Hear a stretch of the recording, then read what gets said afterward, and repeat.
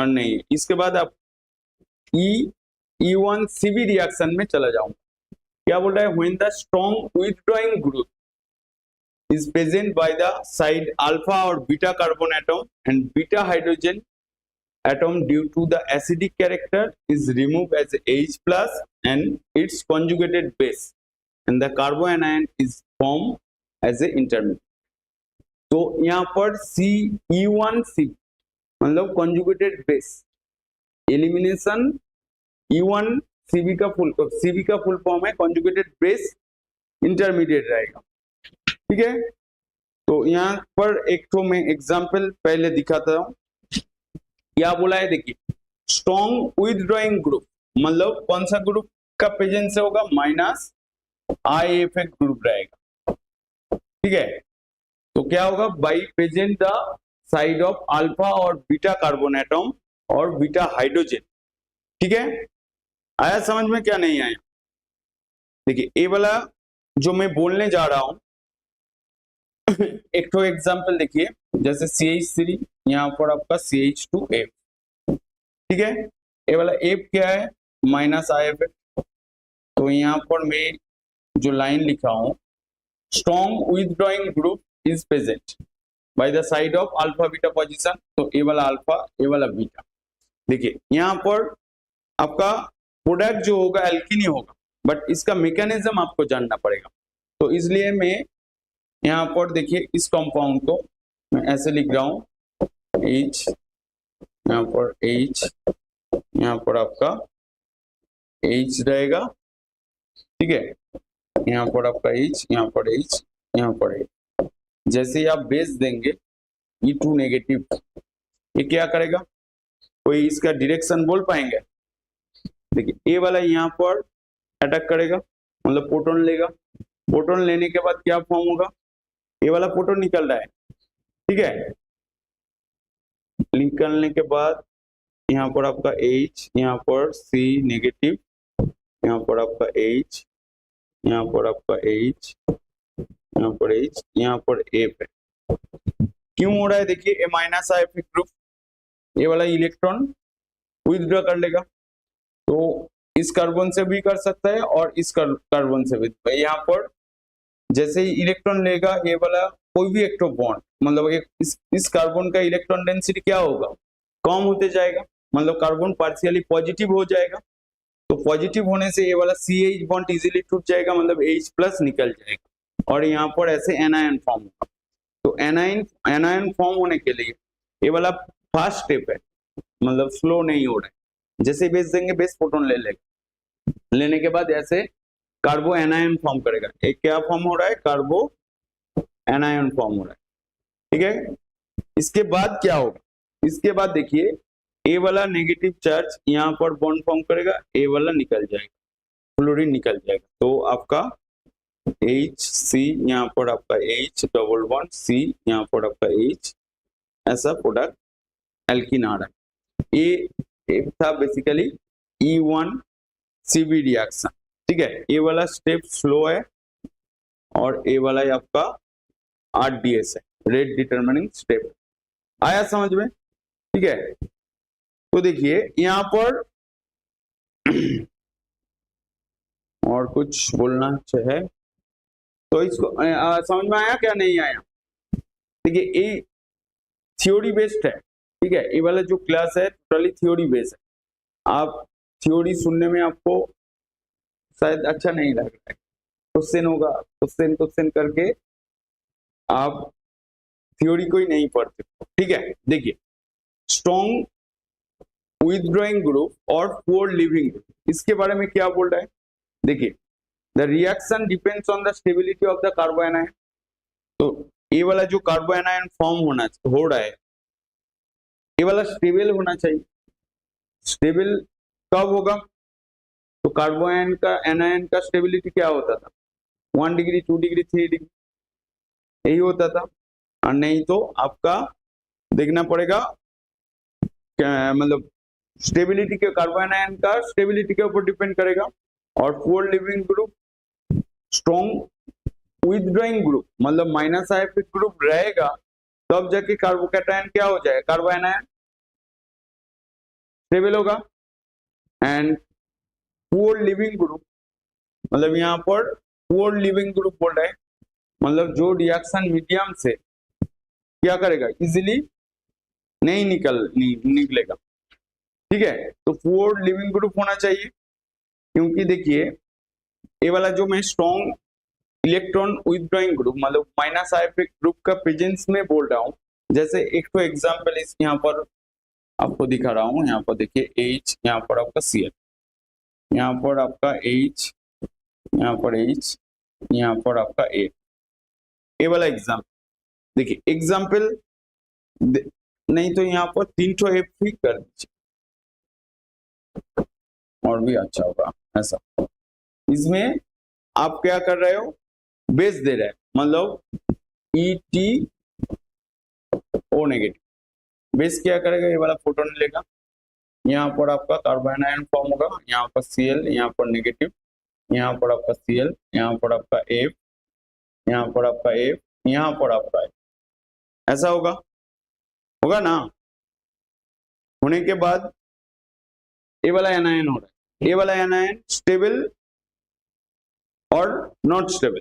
ठीक है, स्टेबल होगा तो किसके वजह से, ये वाला बोल रहा है more stable due to minus I effect of chlorine atom. ठीक है, minus I effect of chlorine, कितना क्लोरीन एटम है, 2 है, तो 2 क्लोरीन एटम एंड 3 फ्लोरीन है, 3F, तो ड्यू टू ये वाला स्टेबल हो रहा है। ठीक है, stable due to minus I effect of chlorine and fluorine atom की वजह से। ठीक है, तो कार्बोएनायन का स्ट्रॉन्ग इलेक्ट्रॉन विथड्रॉइंग ग्रुप और पुअर लिविंग ग्रुप, एज वाला जो मैं बोल रहा हूं, यहाँ पर क्लोरीन और फ्लोरीन के अंदर में लिविंग कैरेक्टर इसका पुअर है, फ्लोरीन का, तो ये वाला क्या करेगा, यहाँ पर ऐसे निकलेगा, उसके बाद यहाँ पर आपका प्रोडक्ट जो आएगा, यहाँ पर Cl11C, यहाँ पर आपका F, ऐसा प्रोडक्ट है। ये वाला आप लोग समझ पाया क्या, नहीं पाया तो बोलिए, मैं और एक एग्जांपल दिखाऊंगा इसके ऊपर, मतलब जहां पर कार्बोएनायन का स्टेबिलिटी ज्यादा होगा और प्रोडक्ट मेजर प्रोडक्ट फॉर्म होगा। ठीक है, तो इसके रिस्पेक्ट और एक तो एग्जांपल आ रहा है, जैसे यहाँ पर आपका बेंजीन रिंग, यहाँ पर आपका CH2, यहाँ पर आपका CH2F और यहाँ पर आपका NO। ठीक है, यहाँ पर इसको उल्टा करके लिखिए NO2। ठीक है, यहाँ पर आप प्रोडक्ट जो देख पा रहे हो, यहाँ पर भी और एक तो NO2 दे, यहाँ पर आप प्रोडक्ट इजीली देख पा रहे हो, यहाँ पर डबल बॉन्ड क्योंकि फ्लोरीन निकल जाएगा। ठीक है, इसके बाद इसका मैकेनिज्म का अंदर से कुछ ऑप्शन में दिया तो क्या होगा, कुछ मैकेनिज्म, यहाँ पर एक नेगेटिव चार्ज दिखाया, मतलब ऑप्शन में यहाँ पर नेगेटिव चार्ज दिखा और यहाँ पर नेगेटिव चार्ज, ठीक है, और नन ऑफ द अबव बोल दिया, ऐसे भी क्वेश्चन पूछ सकता है। नहीं तो AB करके ऑप्शन में देगा, यहाँ पर एक नेगेटिव चार्ज, यहाँ पर नेगेटिव चार्ज, 2 नेगेटिव चार्ज दिखे, मतलब ए वाला कार्बन में एक बार नेगेटिव चार्ज दिखाएगा, यहाँ पर एक बार नेगेटिव चार्ज दिखाएगा। ठीक है, और AB करके बोलेगा AB इज करेक्ट, नहीं तो आपका बोलेगा नन ऑफ द एबव, ऐसे 4 क्वेश्चन पूछ सकता है। तो देखिए ए वाला NO2 ग्रुप क्या है, माइनस आई इफेक्ट। ठीक है, 2 NO2 ग्रुप, और इसके अंदर में कौन सा इफेक्ट और आएगा, माइनस R इफेक्ट रहेगा, resonance effect, minus R minus I, ये वाला आपको पता है, नहीं पता है तो मेरा वो जो GOC वाला क्लास के अंदर में देखेंगे, वहां पर दिया हुआ है। ठीक है, तो क्या होगा, इसके बाद आप बेस दे रहे हो, देखिए ए वाला मैं हाइड्रोजन को ऐसे लिख रहा हूं, यहाँ पर आपका H और E2 नेगेटिव, बेस दे रहा है, फोटोन ले रहा है। इसके बाद यहाँ पर आपका बेस देने के बाद मतलब E2O नेगेटिव दे रहा है, ये वाला यहाँ पर फोटोन लेगा, यहाँ पर एनायन फॉर्म, क्योंकि ये वाला अल्फा है, ये वाला बीटा है। बीटा कार्बन का जो हाइड्रोजन है वो ही निकलेगा, ठीक है। तो यहाँ पर आपका ऐसा ऐसा यहाँ पर NO2, यहाँ पर आपका NO2, यहाँ पर आपका CH नेगेटिव, यहाँ पर आपका CH2F, ऐसा हो रहा है, ये वाला एनायन हो रहा है। ऐसे आपको क्वेश्चन पूछ सकता है, नहीं तो यहाँ पर नेगेटिव चार्ज देके क्वेश्चन पूछ सकता है। आया मेरा बात समझ में?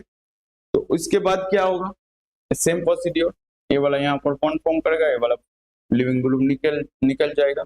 तो ये वाला एक तो मैकेनिज्म, ठीक है।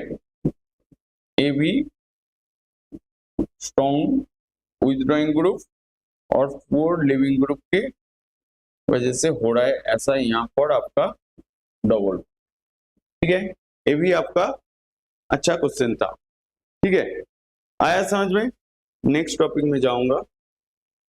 नेक्स्ट टॉपिक क्या आ रहा है, यहाँ पर बोल रहा है E2 एंड E1CB। देखिए यहाँ पर आपका कार्बो एनायन फॉर्म करके फॉर्म हो रहा है, ये वाला क्या था, कार्बो एनायन। E1 कार्बो कैटायन करके फॉर्म हो रहा था, E2 सिंगल स्टेप अटैक करके हो रहा था, ठीक है।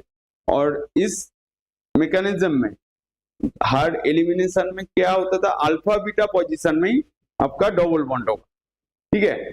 जैसे मैं 2 एग्जांपल दिखाऊंगा इस टॉपिक के बारे में, जैसे E2 और E1CB कैसे डिस्टिंक्शन करेंगे, ठीक है। देखिए मैं एक तो एग्जांपल दिखा रहा हूं, pH मतलब यहाँ पर बेंजीन रिंग, यहाँ पर आपका CH2, यहाँ पर आपका CH2Br, ठीक है। ये वाला आपका कंपाउंड दिया हुआ है, ठीक है। इसके अंदर में ऐसा दे रहा है ETOH, ठीक है। और एक बात दे रहा है ETD, मतलब इथेनॉल बोल रहा है, और ये वाला H को घुमा दिया, बोल रहा है आपका प्रोडक्ट क्या होगा, ठीक है। यहाँ पर आपका प्रोडक्ट क्या होगा, देखिए मैं एग्जाम्पल E2 और E1CB का रिएक्शन के हिसाब से बोल रहा हूँ। तो आपका प्रोडक्ट एलिमिनेशन प्रोडक्ट तो ही होगा, बट ड्यूटेरियम कहां पर ऐड होगा वो जानना पड़ेगा। कोई बोल पाएगा इसका आंसर? देखिए थ्योरी पढ़ना है तो अच्छे से पढ़ना है, कोई तुक्का मार के वाला थ्योरी मत पढ़ी। तो यहाँ पर ये वाला क्वेश्चन आपको दिया, तो आप इसका आंसर क्या बोलेंगे? कोई बोल पाएगा ऐसा है क्या, नहीं है? तो पहले देखिए ये वाला आपको देखना है, यहाँ पर डबल बॉन्ड होगा। आप एलिमिनेशन के बारे में जानते हो, एल्किल हैलाइड के ऊपर आप बेस देंगे तो जैसे अल्कोहलिक KOH, यहाँ पर आप इथेनॉल बेस दे रहे हो और उसके साथ ETOD दे रहे हो, तो प्रोडक्ट आपका क्या आएगा, ठीक है। देखिए ये वाला फेवर किसके पैटर्न में होगा, E2 पाथ फॉलो करेगा, ये क्या E1CB पाथ फॉलो होगा, ठीक है। ये वाला आपको जानना पड़ेगा, नहीं तो इस क्वेश्चन का आंसर आप नहीं कर पाएंगे, क्योंकि इसका आंसर जो होगा यहाँ पर मैं लिख के दे रहा हूं, इसका जो ऑप्शन में आपका दिया रहेगा ऐसे pH, ठीक है। pH मतलब बेंजीन रिंग, मैं यहाँ पर शॉर्ट करके लिखा हूं, आप एग्जाम में बेंजीन रिंग फॉर्मेट में रहेगा, नहीं तो pH फॉर्मेट में रहेगा, ठीक है। तो यहाँ पर CD डबल बॉन्ड CH, तो प्रोडक्ट आ रहा है ये वाला, तो बीच का मैकेनिज्म जो है आपको जानना पड़ेगा, ठीक है। तो ये वाला आपका प्रोडक्ट आ रहा है, यहाँ पर बीच में क्या आ रहा है, CD आ रहा है, pH CD double bond CH2, 2 तो फाइनल प्रोडक्ट आपका क्या होगा ये जानना पड़ेगा। है ना, तब जाके ये वाला हो जाएगा। तो नेक्स्ट कैसे होगा, तो इसको मैं खुल के लिख रहा हूँ। यहाँ पर आप H लिख रहे हो, यहाँ पर आप H, यहाँ पर आपका Br, यहाँ पर H, ऐसे लिख रहा हूँ। पहले ही आप क्या दे रहे हो, ET दे रहे हो, मतलब ETO नेगेटिव। ये वाला क्या है, pH माइनस का इफेक्ट है, ये वाला इलेक्ट्रॉन लेगा, ये वाला फोटोन इजीली खाने के बाद लेने के बाद यहाँ पर आपका pH, यहाँ पर CH नेगेटिव, यहाँ पर आपका CH2Br ऐसा लिख रहा। तो ऐसे आपका कार्बोनाइन फॉर्म हो रहा है। ठीक है, ठीक से सुनना, ठीक है, नहीं तो इस स्टेप में ही गड़बड़ होगा। ठीक है, तो एनायन देने के बाद मीडियम में आप ये वाला ETOD है, ये वाला रिवर्सिबल टाइप है। ETOD क्या करेगा, ETOD, ठीक है, ETOD क्या करेगा, ठीक है, ETOD देने के बाद ये फिर से ऐसे बॉन्ड फॉर्म हो जाएगा, मतलब यहाँ पर आपका CH नहीं, यहाँ पर आपका D होगा, यहाँ पर जैसे pH था ऐसे आपका CH2, यहाँ पर आपका Br। आया समझ में, ये वाला स्टेप समझ में आया। ETOD देने से ये वाला D यहाँ पर आ जाएगा, मतलब यहाँ पर इसको डिसोसिएट करके लिखेंगे तो OT negative, OTO negative plus D positive, ये वाला यहाँ पर अटैक करके, मतलब जैसे प्रोटॉन H प्लस ऐड हो जाता है ऐसे ही सेम एनायन के साथ ऐड होने के बाद ये वाला फॉर्म में आएगा।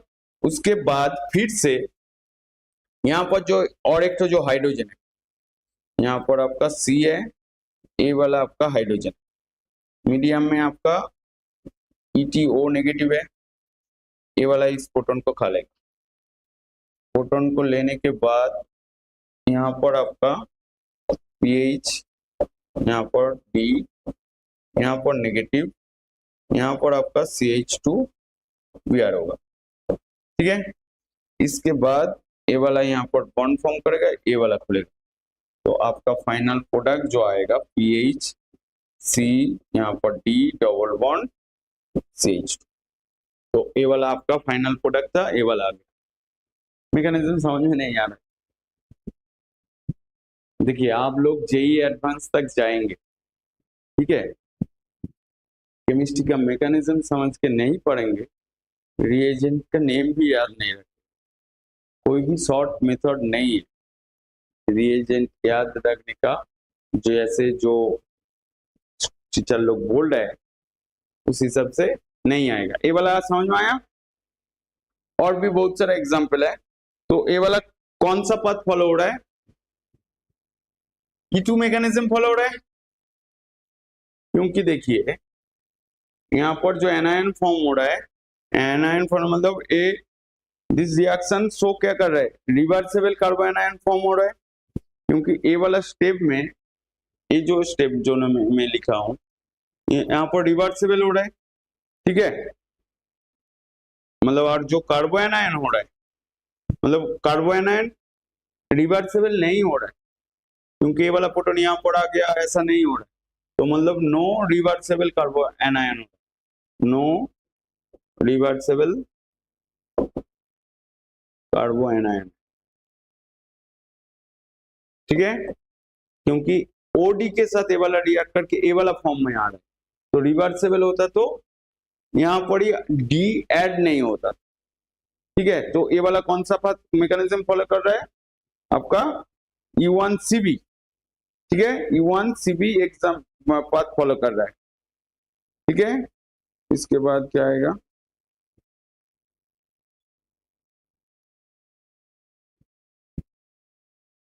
आया समझ में, क्या नहीं आया, नहीं आया तो बोलिए, मैं फिर से बोलूंगा, और एक तो नहीं आया तो ठीक है, एक तो ये एग्जाम्पल देखिए, नेक्स्ट टॉपिक में जाता हूं। इसके बाद देखिए यहाँ पर बोल रहा है rearrangement is not possible because कार्बोएनायन does not undergo rearrangement reaction. मतलब E1CB रिएक्शन में rearrangement possible नहीं है. E1CB में rearrangement possible नहीं है. Effect of the base like to E2 reaction, high concentration, strong base favor the E1CB reaction. Effect of solvent क्या होगा? Like E2 reaction, strong aprotic solvent, ठीक है, strong aprotic solvent like a DMSO और DMF favor the E1CB reaction. जैसे E2 reaction में जो condition है E1CB में भी सेम है. तो E1CB समझ में आया क्या नहीं आया? और एक तो स्टेटमेंट आएगा, नहीं आ रहा है. तो ये वाला था बेसिकली आपका E1CB रिएक्शन. आया समझ में? तो किसी का कुछ डाउट है? नहीं है तो बोलिए, मैं फिर से बोलूंगा क्योंकि हम लोग दूसरा क्लास में जाएंगे, वो शायद कुछ देर में ही है.